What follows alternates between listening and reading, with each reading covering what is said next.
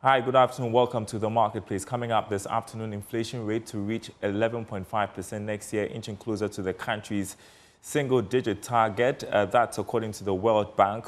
We'll be bringing you that report. Also coming up, Fitch assigns Ghana's new dollar bonds as CCC Plus. What does this mean? We will discuss. Plus, National Insurance Commission to leverage technology to enroll underserved communities into the insurance space. Percentage of the population that is covered by insurance is about 40%. We would like to take this to about 60% in the next about 5 years. So joining us, details coming up.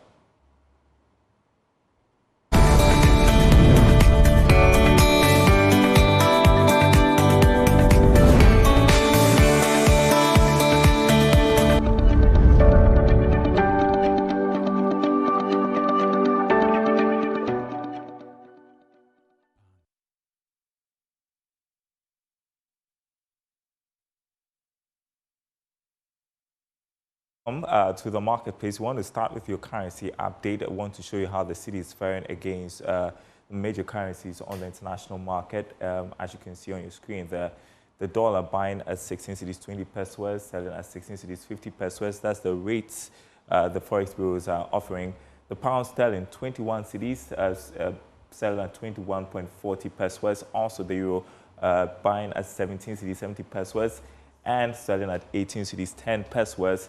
You can see that for the yuan as well, 2.26, 2.28 if you're selling, the rand 0.91 and 0.92 if you're selling as well. So this is the latest update on the currency market as we continue to monitor the city's performance. Remember that it has been classified amongst the four most depreciated currencies here in Africa. We'll dig into that a bit. First, though, the World Bank is projecting that Ghana's inflation rate for next year will hit 11.5%. This could mean that the country would be getting closer to the much talked about single-digit target, which has eluded us for years. Here's George Affe starting us off with this report.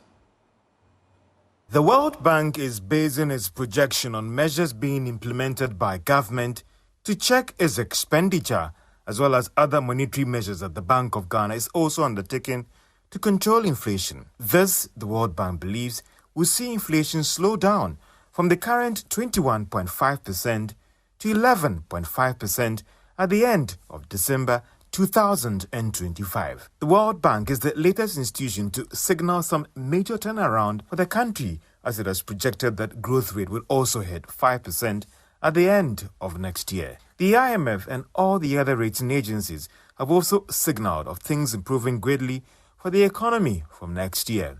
The IMF, for instance, has revealed that it will move quickly to revise Ghana's growth rate again for this year based on current developments in the economy. Also this afternoon, Fitch Ratings has assigned Ghana's new US dollar bonds issued on the 9th of October this year a CCC Plus rating. Fitch also has upgraded Ghana's long-term local currency issuer default rating IDR to CCC Plus from CCC. Fitch has affirmed Ghana's long-term foreign currency IDR at RD. Now, Fitch typically does not assign outlooks to IDRs of sovereigns with a rating of CCC Plus or below. Fitch has also affirmed the CC rating on Ghana's US dollar-denominated notes, partially guaranteed by the International Development Association, part of the World Bank Group, due October 2030, and subsequently withdrawn the rating. The issue rating for the IDA partially guaranteed note maturing in 2030 has been withdrawn, as the note will no longer exist because of its restructuring. Let's break this down for you. Dennis Brown is Senior Manager Financial Advisory at Deloitte. He joins me on Zoom. So Dennis, explain to us what this review by Fitch means.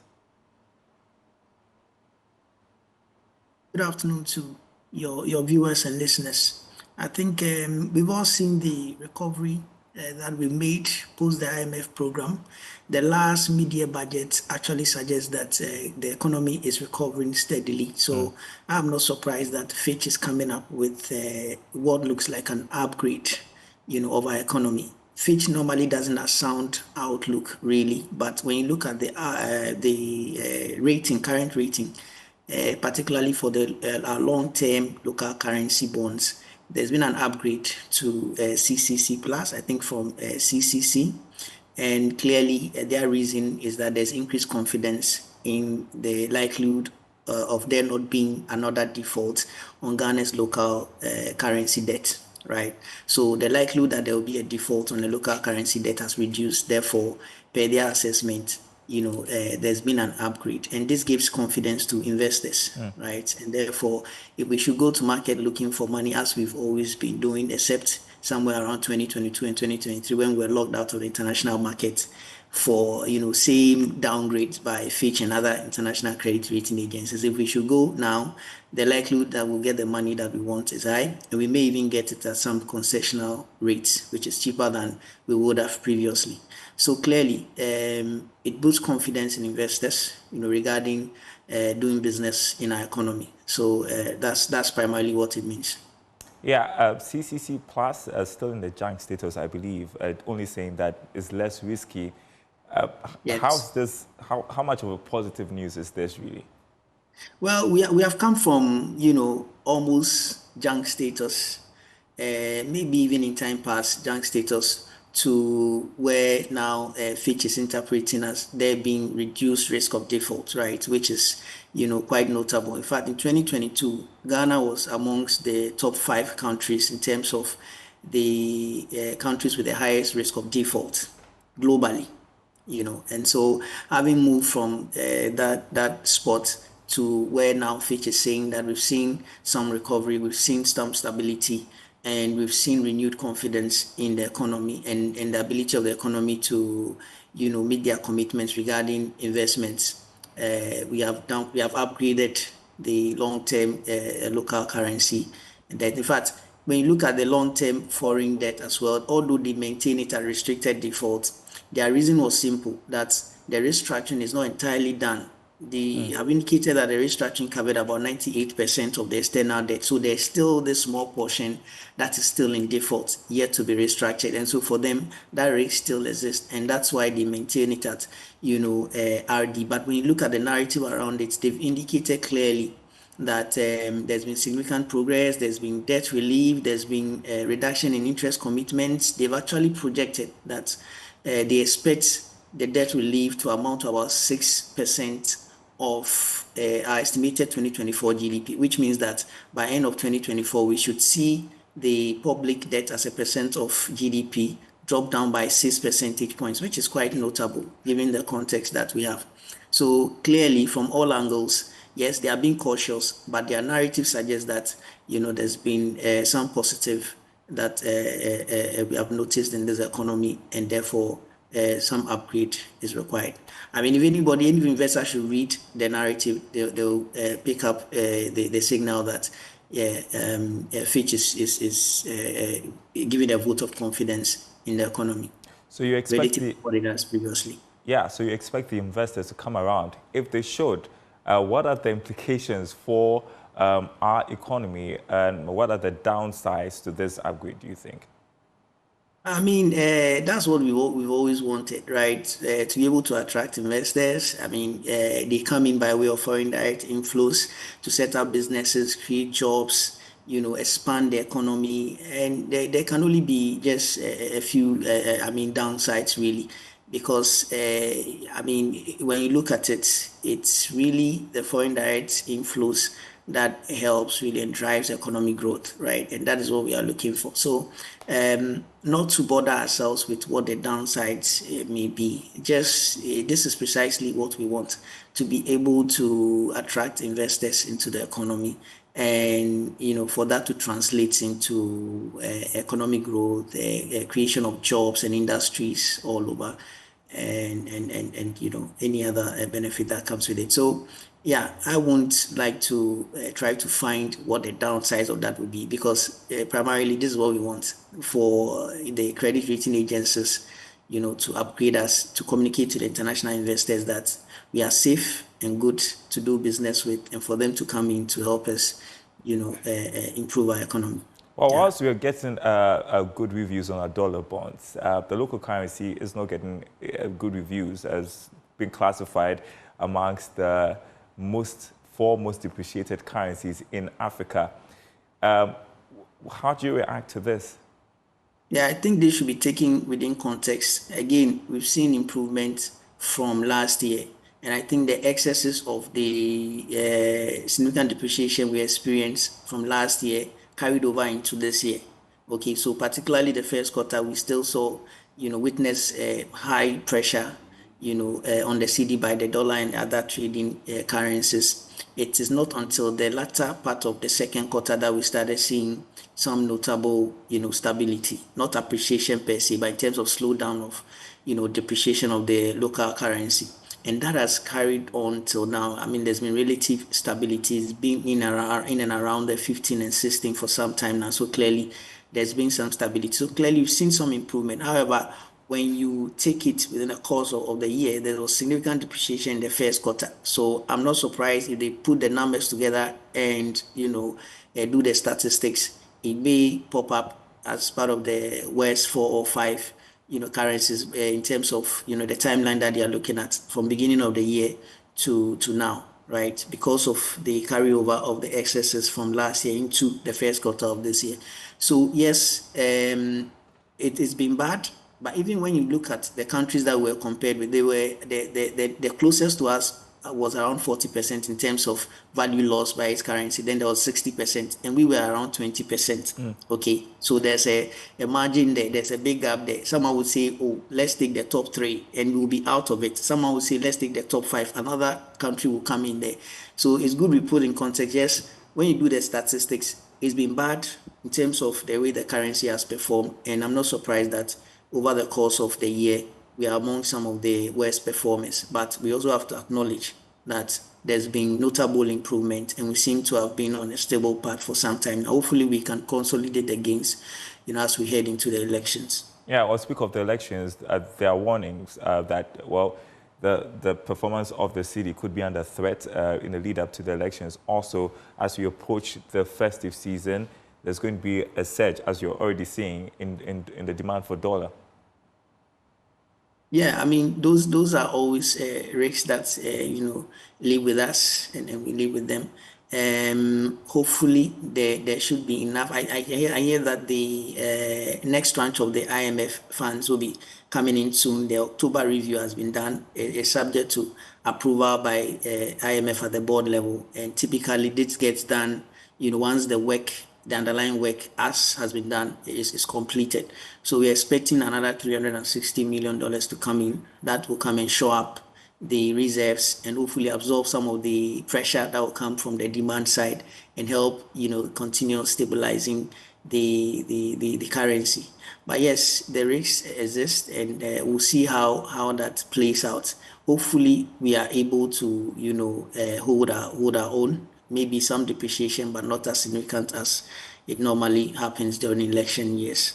Right. A quick take on one of our top stories this afternoon to do with the World Bank's projection of our inflation rate.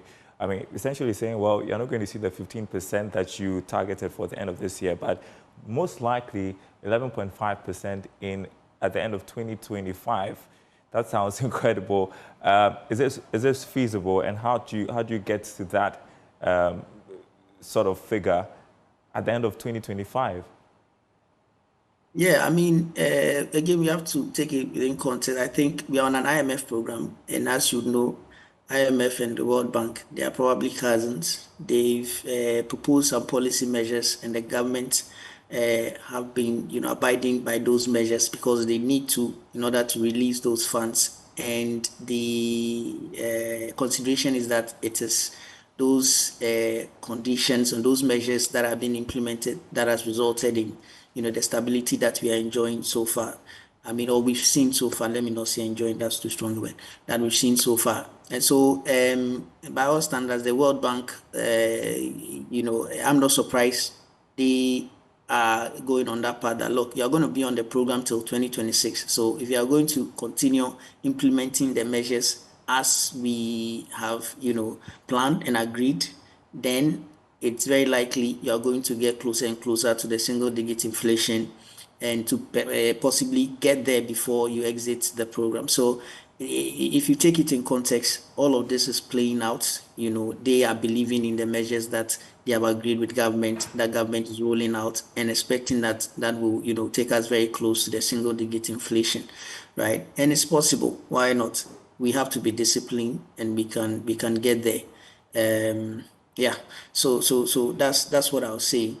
We have to be disciplined, and we can get there. But again, this is the World Bank expressing confidence in our economy because we are on a certain ride with them, and we are basically implementing measures that we have agreed with them, and so they can only expect for it to be better. All right, striking an optimistic tone there, Dennis Brown, Senior Manager, Financial Advisory, Deloitte. Good to see you. Thank you so much for your time here on the market. Thank you, Darren. Appreciate it. Well, we are taking a short break. When we come back, a big news, 5G rollout on the 1st of November. How is that going to impact on the telecom sector and you as well? Don't go anywhere.